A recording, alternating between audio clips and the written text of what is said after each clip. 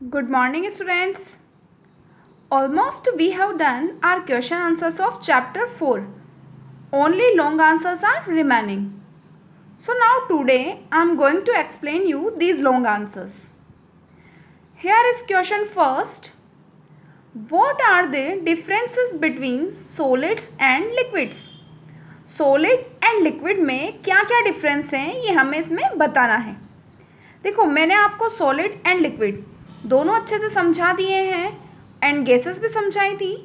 सब में डिफरेंसेस आपको मालूम होगा, लेकिन एक बार और हम यहाँ पे डिस्कस करेंगे। Solids have a definite shape and volume. Solid का शेप और वॉल्यूम दोनों डेफिनेट होता है। इट मीन्स फिक्स होता है। हम जानते हैं, जैसे बुक एग्जाम्पल लेंगे, बुक का शेप क्या है, बिल्कुल फिक्स है। हम इसे किसी और जगह रखेंगे तब भी इसका शेप और वॉल्यूम दोनों सेम रहेगा। ऐसा क्यों होता है? Because their molecules are closely packed. क्योंकि जो इनके मॉलिक्यूल्स होते हैं वो क्लोजली पैक्ड होते हैं, मूव नहीं करते। ओके, इसलिए इनका शेप और वॉल्यूम दोनों डेफिनेट होता है। Liquids have a definite volume but not a definite shape. अब जो लिक्विड्स होते हैं उनका शेप तो चेंज होता है और वॉल्यूम डेफिनेट होता है।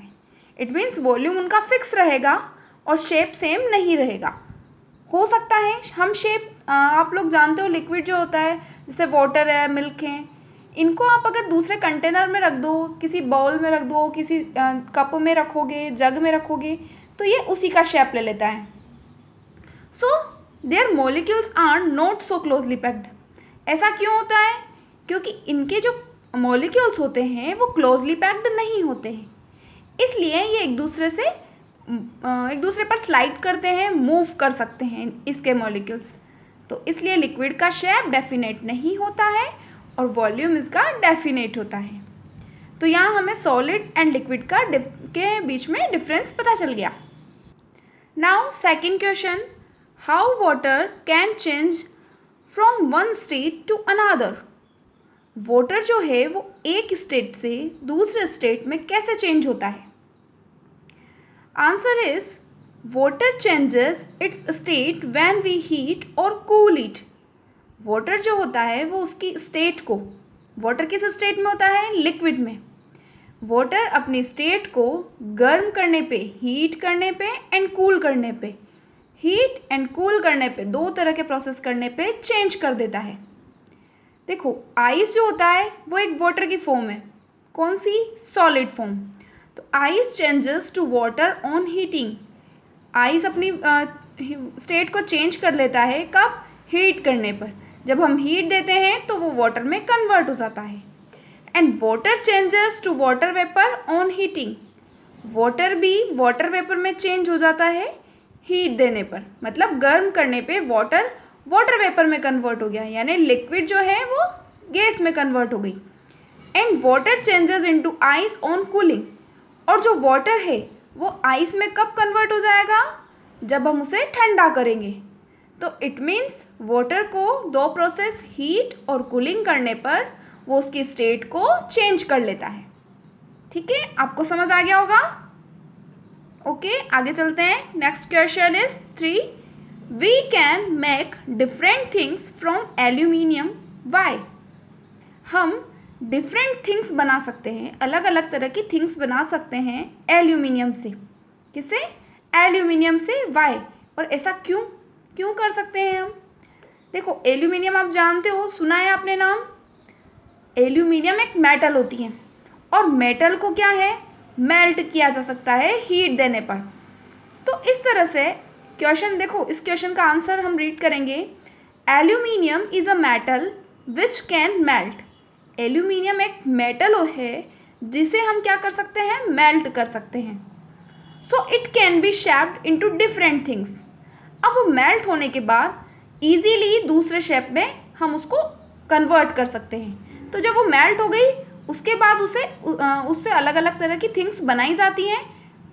तो एल्यूमिनियम का यूज़ अलग अलग थिंग्स बनाने में करते हैं।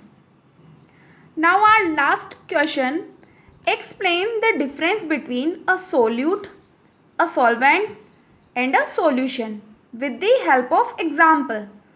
हमें solute, solvent एंड सॉल्यूशन में डिफरेंस बताना है एक एग्जाम्पल की हेल्प से. अब देखो इसके लिए answer. Take a glass of water. हमें एक ग्लास वाटर लेना है. Put a teaspoon of sugar in it. हमें एक उसमें टी स्पून शुगर डालनी है. And stir well. और उसे तब तक हिलाना है till we can't see the sugar crystal. जब तक हम उसमें शुगर क्रिस्टल देख नहीं सके, मतलब वो शुगर क्रिस्टल जो हैं वो उसमें ही गायब हो जाए, आपको गायब होते हुए नज़र आएंगे कि वो उसमें ही जब तक डिज़ोल्व ना हो जाए, घुल ना जाए, तब तक उसे अच्छे से हिलाते रहेंगे. Okay. Here sugar is solute, water is solvent and the sweet water is solution. तो यहाँ पे शुगर क्या है? सॉल्यूट.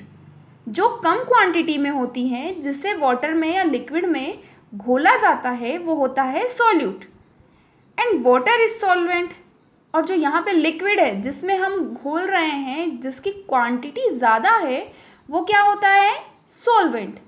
अच्छा, जब शुगर और वाटर दोनों जब आपस में डिज़ोल्व हो जाएंगे, जब हमें शुगर नज़र नहीं आएगी, तो हमें एक स्वीट वाटर मिलेगा.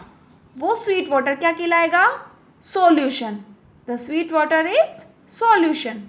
तो हमें यहाँ समझ आया कि सॉल्यूट होता है शुगर, वाटर यहाँ पे सॉल्वेंट, एंड जब वो दोनों मिक्स हो गए तो वो क्या कहलाएगा? सॉल्यूशन.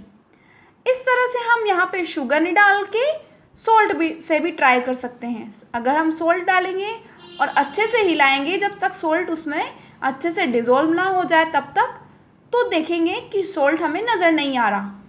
तो वहाँ पे सॉल्ट होगा सॉल्यूट, वाटर होगा सॉल्वेंट, एंड जो वो अपने पास सोर वाटर जो हमें मिलेगा, यहाँ पे अपन ने शुगर डाला इसलिए स्वीट वाटर है, वहाँ में हम सॉल्ट डालेंगे सोर वाटर मिलेगा, वो क्या होगा?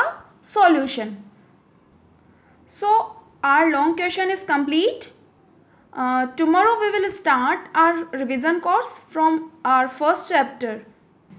If you have any problem, then you can understand again. Keep learning. Take care. Bye bye.